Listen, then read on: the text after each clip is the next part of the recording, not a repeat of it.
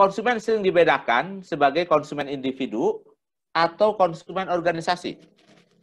Nah, konsumen individu ini membeli barang untuk kebutuhannya sendiri. Sering juga disebut dengan konsumen akhir. Nah, ya. Yang kedua, konsumen organisasi. Dia membeli barang untuk proses produksi. Nah, konsumen organisasi ini bisnis, perusahaan beli barang untuk proses produksi berikutnya. Toko beli barang untuk dijual lagi. Nah, IPB beli membangun jembatan, memperbaiki jalan, kemudian berlangganan internet untuk proses produksi, proses pembelajaran. Nah, ini disebut dengan konsumen organisasi. Nah, yang kita bahas sekarang ini konsumen individu. Nah, tolong ingat.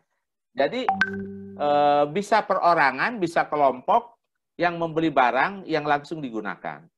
Nah, misalnya keluarga. Ya, walaupun dia banyak, tapi dia disebut dengan konsumen individu. Karena keluarga sebagai end consumer. Ya. Nah, ini keluarga. Nah, yang berikutnya, mungkin individu. Nah, ya, seseorang yang dia membeli barang langsung atau menggunakan jasa. Ya. Nah, konsumen sebelah kiri ini sedang membeli laptop, ya. Kemudian dijelaskan oleh pramuniaganya, ya. Nah, ini end consumer. Jadi ini individual sebagai end consumer. Kalau sebelumnya keluarga sebagai end consumer. Nah, kemudian juga konsumen mungkin menggunakan jasa. Nah, ini konsumen sebelah kanan sedang menggunakan Gojek, ya, Grab. Nah, ini juga dia sebagai end consumer, ya. Jadi sebagai end consumer. Nah, beda dengan misalnya Anda punya toko online. Nah, kemudian titip ke transportasi online. Nah, berarti Anda tidak menggunakan langsung, tapi sebagai menggunakan untuk proses produksi. Ya. Nah, yang berikutnya sering juga sekelompok orang mengambil keputusan bersama. Ya, nah, dia juga disebut dengan end consumer.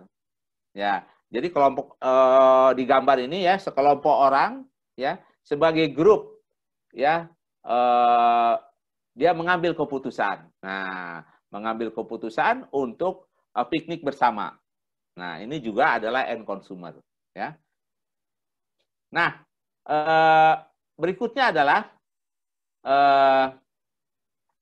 misalnya ada komite, ada panitia.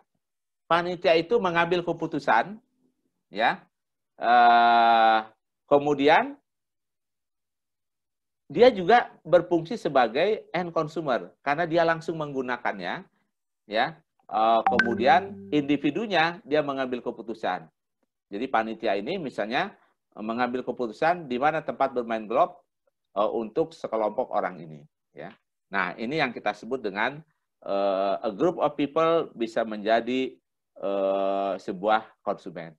Nah, ini juga menarik. Ternyata konsumen itu bukan hanya orang tua yang sudah dewasa. Nah, kalau Anda perhatikan di sini, ya, nah, ini kira-kira berapa tahun usianya nih anak nih? Ya, ada yang bisa nebak? Coba tulis di chat.